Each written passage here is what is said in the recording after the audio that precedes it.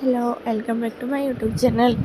আজকে ডিউটি করে সেটা গেছিলাম সমরতার কাছে। সমরতার কাছে যে সেটা ভাবছি যে মানে অ্যাকচুয়ালি তাদের সাথে দেখা করে না যে অনেকদিন হচ্ছে তাই করতেছিল যাইতে যাইতে তো গিয়েছিলাম। যা সেটা দেখি যে তাই তো আমার লেগে অনেক কিছু রান্নার ব্যবস্থা করে খাই দিয়েছে। আমি তো যা সেটা করেছি আর এত কিছু কোন সময় রান্না হবো, কিন্তু তার হাতে রান্না খেতে খুবই ভালো লাগে। স্পেশালি আমি গেছিলাম তার হাতে রান্না খাওয়ার লেগে। তো দেখো শসা টসা ডিকাটার দিচ্ছে, তো এটি খাইতেছিলাম। তা মাংস রান্না করতেছিল, ডিম, তারপরে তোমার কি জানি রান্না করছিল, বেগুন ভাজা করছিল। বেগুন ভাজাটা খুব স্বাদ হয়েছে। বেগুন ভাজা দিয়ে সেটা আমি একদম ভাত খেয়েছি। তাড়াতাড়ি করতেছিলাম যে একটু ভিডিওর মধ্যে আওয়ার লেগে, কিন্তু তাই ছিল না।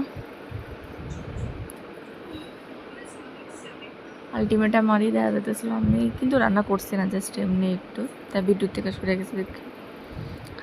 আমরা অ্যাকচুয়ালি এরকমই চলে, আমরা অনেক বছরের ফ্রেন্ডশিপ করতাম না, এখন একদম বোনের মতো হয়ে গেছে। আমি কি খাইতে ভালোবাসি না ভালোবাসি এখনও তাই মনে রাখছে।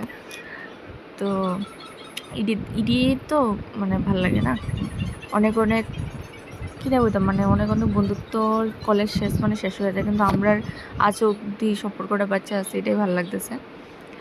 তো দেখো তারপরে দিয়ে আমি একটু বয়ে বয়ে শশা কেটেছিলাম।